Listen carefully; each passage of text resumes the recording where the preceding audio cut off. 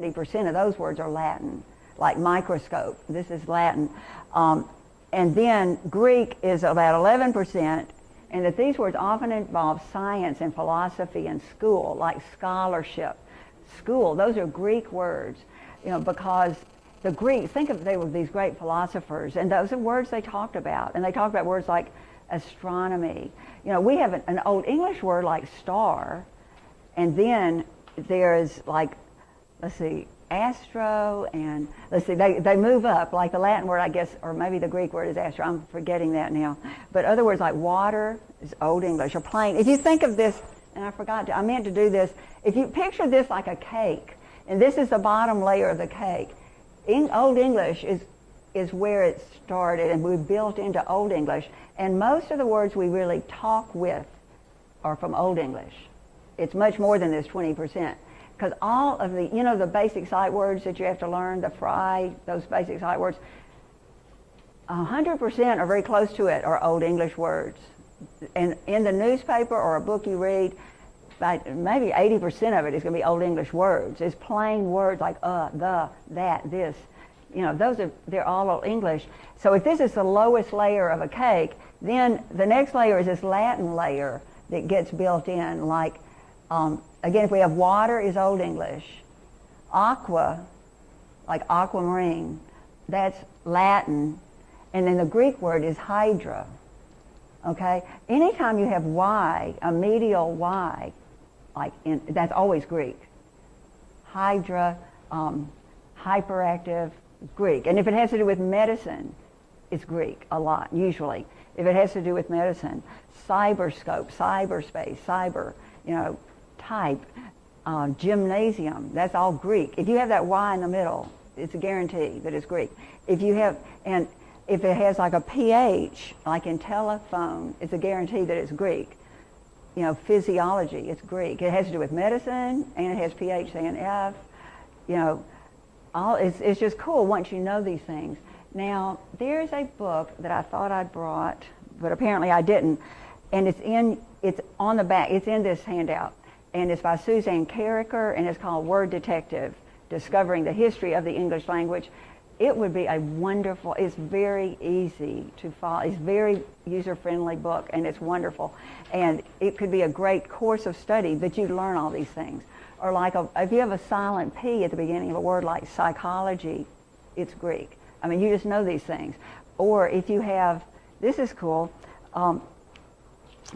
you can find the clues to the spelling. Let's give out some of the, let's just look at them this way for a minute. Or maybe we will give them out. How about if you just pass these back, just take one each, and just pass them. I don't know if we're going to run out. And then somebody hold up a word for us.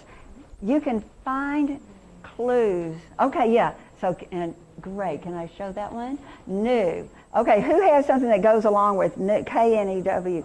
Yeah, knock and know, to know something. Okay, what do they all have in common?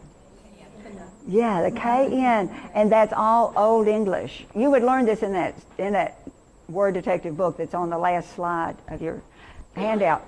If it's K-N, it's Old English, and they used to say all the letters. So they say canoe or something, canoe. And so they used to pronounce the letters. Who else has something? Who else? Okay, crumb. Good. What is a silent letter in there, Molly? Yeah. What in the world is that silent B doing in there anyhow?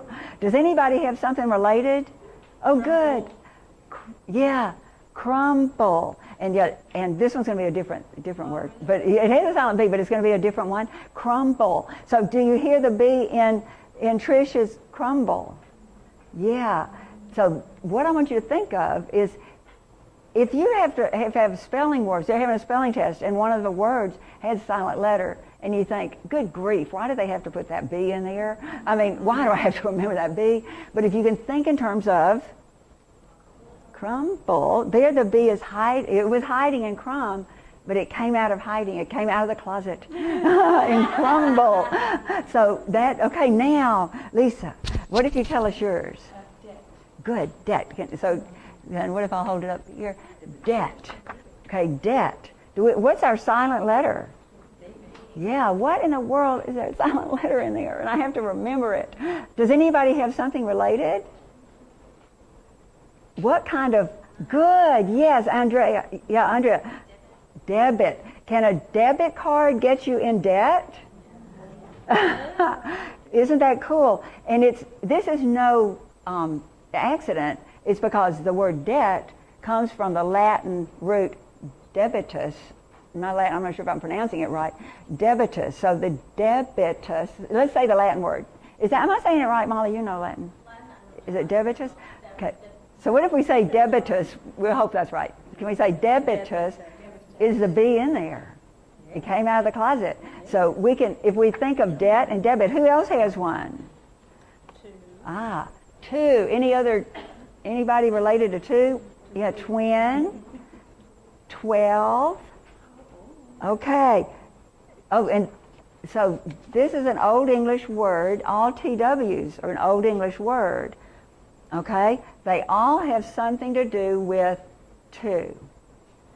Okay, so what are some other, oh boo, they didn't give me anything to clean that with. Okay, what are some TW words? Twain.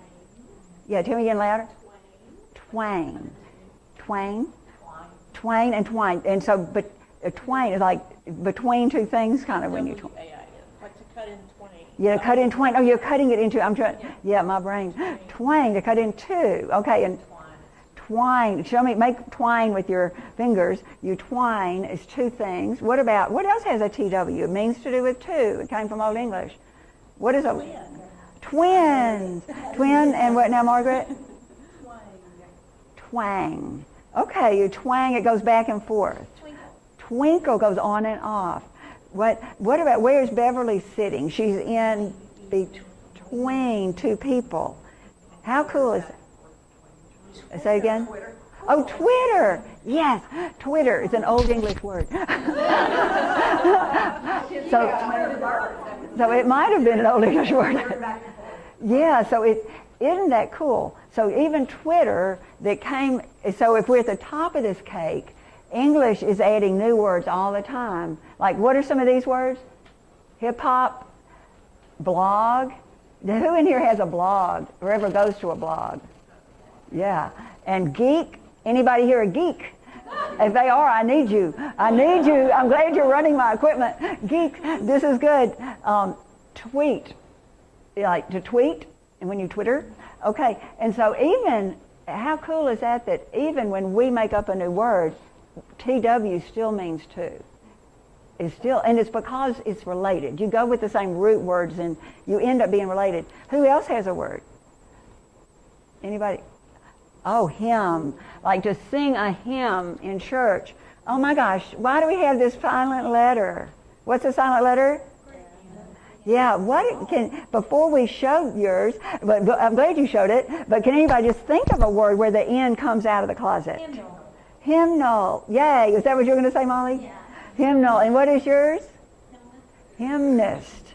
Okay, cool. Now on the one at Laura's, hymnist, what is a hymnist? When we put that suffix on the end, ist, what does that mean? Somebody who does that. Yeah. So what are some other, can you chunk for me, ist, I-S-T. It always means it's the person who does whatever that root was. So what is another, think of some more ist words that they do something. Pianist. Good. What else? Science. Good. Scientist? Gymnast. Good. Who? And chemist. Yeah, biologist. So ist. So once you know ist, you can figure out the words. Okay, any other words we've got here? Do you have? Oh, good. So tell us real loud. Sign. Yeah, we have sign, like S-I-G-N. What letter is silent?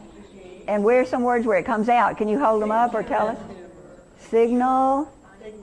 Signature. What's yours? Signal. Good. So the G came out of hiding. This is good. The other fun thing, does anybody have a WR word? Oh, good. Yay. Can we? So what about this WR word? Oh, good. And what do you have? Yeah, wrestle and what? Wrinkle. And I have ring. like to wring your hands or